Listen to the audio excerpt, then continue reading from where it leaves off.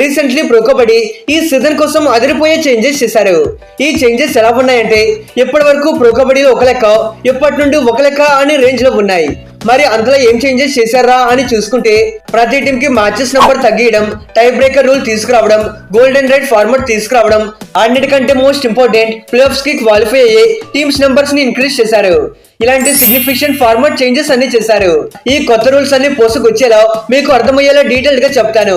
అంతకంటే ముందు ఇంకా సబ్స్క్రైబ్ చేసుకోలేదా? మన ఛానల్లో పీకేఎల్ కి సంబంధించి daily updates, match preview videos, PKL records ఇలాంటి కబడ్డీ కంటెంట్ అంతా రాబోతుంది. సో ఎందుకు లేట్ మామా, ఇప్పుడే సబ్స్క్రైబ్ కొట్టేయి. ఇక మొదలెడదామా? Now let's get started. First of all last season వరకు లీగ్ స్టేజ్ లో 132 మ్యాచెస్ ఉండేవి. అంటే ప్రతి టీం లీగ్ స్టేజ్ లో 22 మ్యాచెస్ ఆడేవాళ్ళు. కానీ ఈసారి లీగ్ స్టేజ్ మ్యాచెస్ ని 108 కి షార్టన్ చేశారు. అంటే ఇప్పుడు ప్రతి టీం 18 మ్యాచెస్ ఆడతారు. షెడ్యూల్ వచ్చినప్పుడే అర్థం చేసుకోవాల్సింది ఇలాంటిది ఏదో చేస్తారని. వాళ్ళు ప్రతి టీం కి 18 మ్యాచెస్ చెప్పున్న 108 మ్యాచెస్ కి షెడ్యూల్ రిలీజ్ చేశారు. కానీ లాస్ట్ 8 సీజన్స్ నుండి ప్రతి టీం 22 మ్యాచెస్ ఆడుతున్నారు కాబట్టి ఇంకా ఫైనల్ షెడ్యూల్ రెడీ అవ్వలేదేమో అనుకున్నారు. కానీ ఎవరికి తెలుసు ఇదే ఫైనల్ షెడ్యూల్ అని. ఎనీవే మ్యాచెస్ అయితే తగ్గించారు. మరి దీని వెనుక ఉన్న రీజన్ ఏంటి అంటే త్రూఅవుట్ ది సీజన్ ప్రతి టీం 22 మ్యాచెస్ ఆడడంతో వాళ్ళ మధ్య పెద్ద కాంపిటీషన్ లేదు. అంటే టీమ్స్ ఏమైనా ఇనిషియల్ గేమ్స్ లో ఓడిపోయినా ఆర్ గెలిచినా ఆ లైట్ లో ఇంకా చాలా మ్యాచెస్ ఉన్నాయి కదా, తర్వాత చూసుకోవచ్చు అనే మైండ్ సెట్ తో ఈజీగా తీసుకుంటున్నారు. అదే ఇప్పుడు మ్యాచెస్ తగ్గించడం వల్ల టీమ్స్ మధ్య కాంపిటీషన్ పెరుగుతుంది. కాంపిటీషన్ పెరిగితే ఆటోమేటిక్లీ మ్యాచెస్ క్లోజ్ గా జరిగే ఛాన్సెస్ ఉన్నాయి. మరో రీజన్ ఏంటి అంటే ప్రతి టీం 22 మ్యాచెస్ ఆడాలి అంటే నిజంగానే చూసే ఫ్యాన్స్ కూడా చాలా వరకు బోరింగ్ గా ఉంటుంది. వాళ్ళకు కూడా లీగ్ ని ఇంట్రెస్టింగ్ గా తెప్పించడానికి మేబీ ఇలా చేసి ఉండవచ్చు.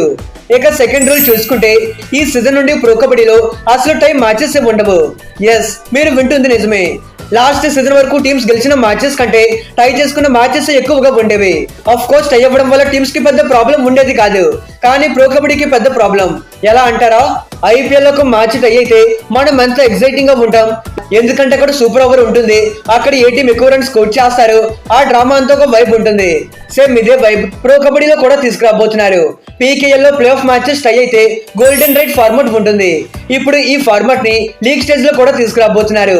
అసలు ఈ గోల్డెన్ రైట్ ఫార్మాట్ ఏంట్రా అంటే ఇన్ కేసు ఒక మ్యాచ్ టై అయింది అనుకుందాం, అప్పుడు ఈ గోల్డెన్ రైట్ ఫార్మాట్ ద్వారా 5 షూట్అవుట్ రైట్ జరిపిస్తారు. ఇది ఎలా జరుగుతుందంటే ముందుగా 2 టీమ్స్ నుండి 7 ప్లేయర్స్ దిగుతారు. ఎవరు రైడ్ కి వెళ్ళాలని ప్రతి టీం 5 రైడర్స్ ని ముందే పిక్ చేసుకుంటారు. దాంట్లో ఒకే రైడర్ కన్సిస్టెంట్ గా రైడ్ చేయకూడదు. అలా అని పిక్ చేసిన 5 రైడర్స్ కూడా రైడ్ కి వెళ్లాల్సిన అవసరం అయితే లేదు. ఒకరిని మారి ఒకరు ఆల్టర్నేటివ్ గా రైడ్ చేయాలి. For suppose Vijay Malik first raid చేశాడు, మళ్ళీ సెకండ్ రైడ్ అతను చేయకూడదు.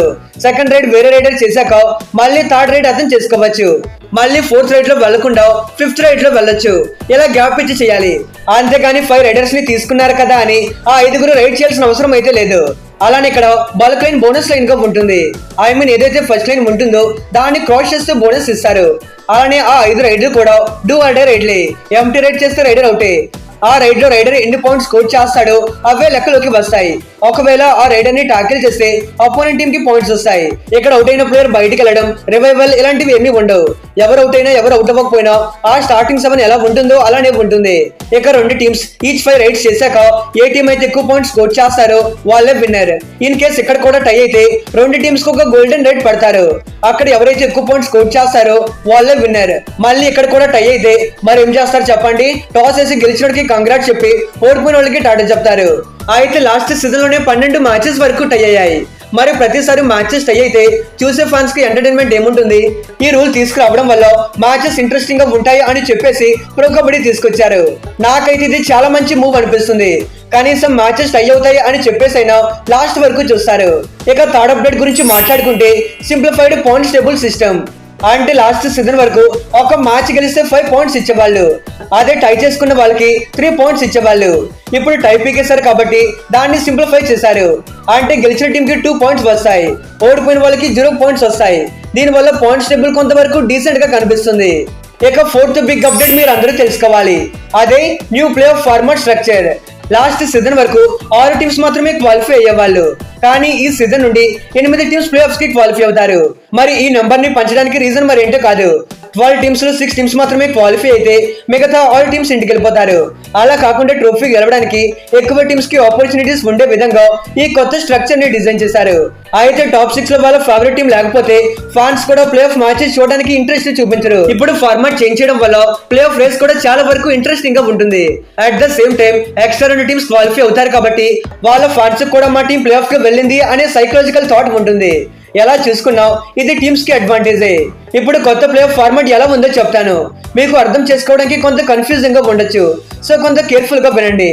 ముందుగా 8 టీమ్స్ క్వాలిఫై అయితే టేబుల్లో ఫస్ట్ అండ్ సెకండ్ పొజిషన్ లో ఉన్న టీమ్స్ క్వాలిఫైర్ 1 ఆడతారు. దాంట్లో గెలిచిన టీం డైరెక్ట్ గా ఫైనల్ లోకి వెళ్ళిపోతారు. ఓడిపోయిన టీం కి మరో ఛాన్స్ ఉంటుంది, వాళ్ళు క్వాలిఫైర్ 2 లో ఆడతారు. ఇక టేబుల్లో థర్డ్ అండ్ ఫోర్త్ పొజిషన్ లో ఉన్న టీమ్స్ మినీ క్వాలిఫైర్ ఆడతారు. దీంట్లో గెలిచిన టీం ఎలిమినేటర్ 3 లో ఆడతారు. ఈవెన్ ఓడిపోయిన టీం ఒక ఛాన్స్ ఉంటుంది, వాళ్ళు ఎలిమినేటర్ 2 లో ఆడతారు. ఇక ఫిఫ్త్ అండ్ 8th పొజిషన్ లో ఉన్న టీమ్స్ ప్లే ఇన్ 1 ఆడతారు. ఇక్కడ గెలిచిన వాళ్ళు ఎలిమినేటర్ కి, ఓడిపోయిన వాళ్ళు ఇంటికి వెళ్తారు.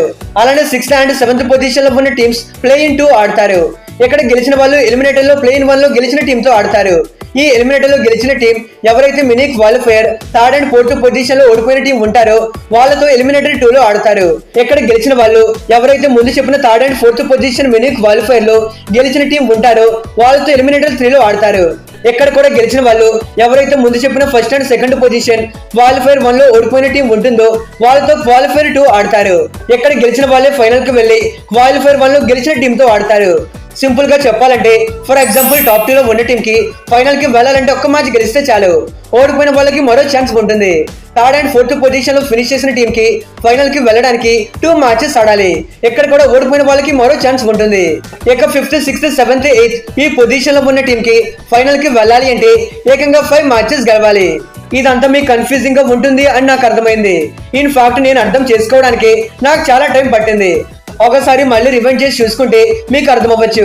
మరి ప్రో కబడ్డీ ఊరికి ఎక్స్ట్రా స్లాట్స్ ని పెంచరు కదా, ఇవన్నీ దాటుకొని ఫైనల్లో ఆడాలంటే వాళ్ళు పని అయిపోయినట్టే. అందుకే టాప్ 2 లో ఫినిష్ చేస్తేనే బెటర్, లేదంటే వాళ్ళు కప్పు గెలిచినట్టే. ఇక నాకైతే ప్రో కబడ్డీ తీసుకొచ్చిన ఈ చేంజెస్ డెఫినెట్లీ లీగ్ ని ఇంకా ఇంట్రెస్టింగ్ గా మార్చడానికి పాసిబుల్ అవుతుంది అనిపిస్తుంది. మరి మీరేమనుకుంటున్నారు? దీంట్లో ఏ రూల్ మీకు నచ్చింది, ఏది నచ్చలేదు మీ కామెంట్స్ లో నాకు కూడా చెప్పండి. ఇక ఇది గైస్ ఇవాల్టి వీడియో. ఇలాంటి అప్డేట్స్ కోసం మన ఛానల్ ని సబ్స్క్రైబ్ చేసుకోండి. Okay friends, by, thanks for watching.